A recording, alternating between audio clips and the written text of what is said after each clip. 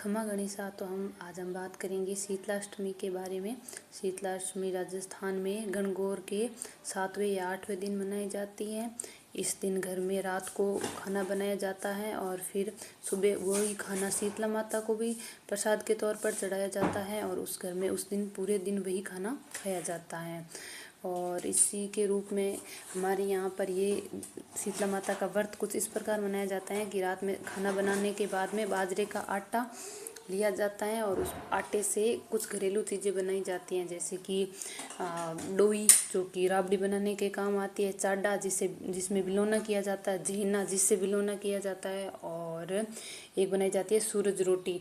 ये सब बना के फिर तवे पे सेक की जाती है और फिर इससे सुबह शीतला माता को चढ़ाया जाता है।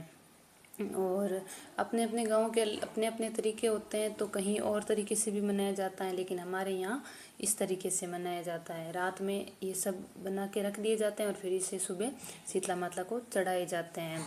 सबकी गांव के अपने अपने अलग अलग रीति और रिवाज होते हैं।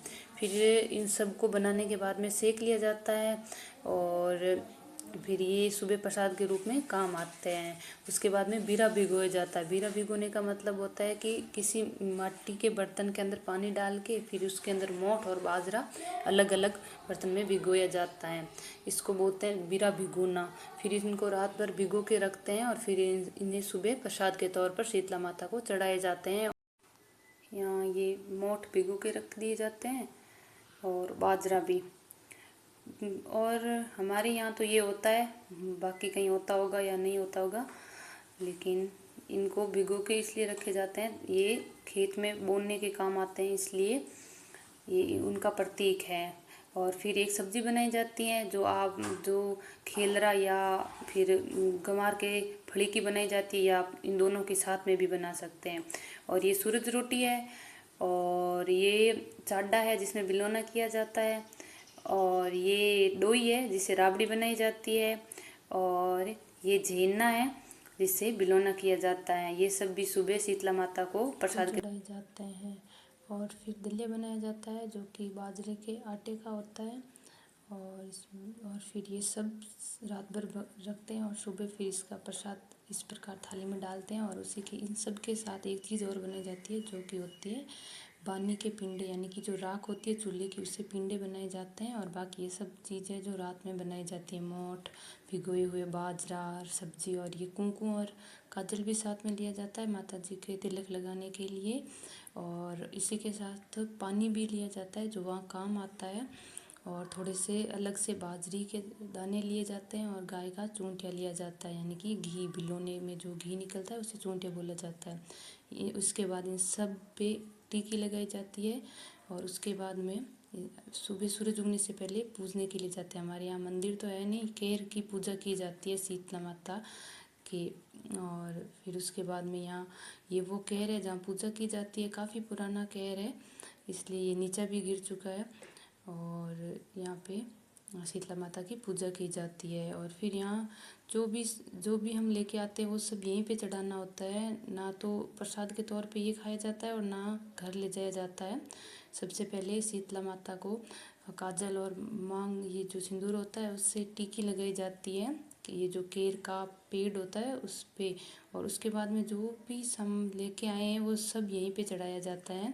जैसे सब्जी भी, जो बीरा होता है, मोठ और बाजरा, और ये बानी के पिंडे, और ये सूरज रोटी, ये जो बिलोना के काम आते हैं, झेना, चाडा, ये सब, घी, दलिया, सब्जी सब यहीं पे चढ़ा दिया जाता है। और शीतला माता से प्रार्थना की जाती है कि अगर घर में किसी भी बच्चे या किसी भी व्यक्ति को अगर घर में माता या आंकड़ा का आंकड़ा या ओरी जो भी होता है वो निकले तो एकदम ठंडी, यानी कि आसानी से निकल जाए, मतलब किसी को ज़्यादा तकलीफ ना हो। शायद इसलिए ये इसका महत्व है, इस पूजा का महत्व इसलिए होता है। और कहानी तो मुझे नहीं पता, पर शायद इसलिए ही होता होगा, इसलिए इनको ठंडा बासी चढ़ाया जाता है और घर में भी एक दिन के लिए ठंडा बासी खाया जाता है। इस दिन चूल्हा नहीं जलाते घर पे।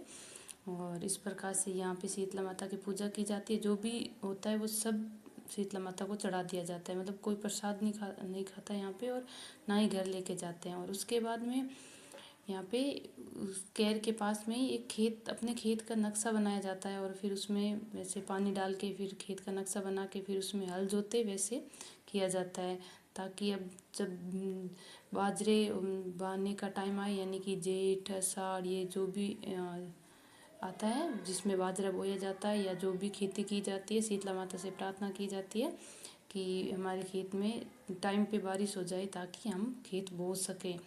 ये सब उनका प्रतीक है। और फिर इसमें बाजरा छिड़का जाता है और फिर कुछ दिनों बाद में देखने को भी जाते हैं कि उगा इसके अंदर से निकला या नहीं निकला, और वो तो सही है, इतने से पानी से नहीं निकलता। और फिर उसके बाद में यहाँ पे जो खेतों में जो एक छोटा घर भी होता है, उसके प्रतीक के रूप में यहाँ पे झोंपड़ी बनाई जाती है छोटी छोटी लकड़ियों से, जिन पे तिलक लगाया जाता है। और फिर एक पत्थर को भी, पत्थर होता है उस पर भी तिलक लगाते हैं, उनको उस खेत का मालिक और मालकिन बनाया जाता है और उनके तिलक लगा के उनको भी यहाँ पे खड़ा किया जाता है। ये एक पत्थर जो होता है उस पर तिलक लगा के इस झोंपड़ी के अंदर रखा जाता है, जो कि खेत की मालकिन यानी कि डोकरी होती है। और एक पत्थर होता है उसको खेत में खड़ा किया जाता है, जो कि डोकरा होता है यानी कि। और इसके बाद में जो पानी बचता है वो नीचे घेर के यानी कि रेत में घेर के उससे लड्डू बनाए जाते हैं। इसका ये मतलब होता है ये लड्डू जितने बड़े होंगे उतने ज़्यादा हमारे गाय के घी निकलेगा, चूंटियाँ निकलेगा। इनको घर ले जाया जाता है और साल भर सुरक्षित रखा जाता है। धन्यवाद।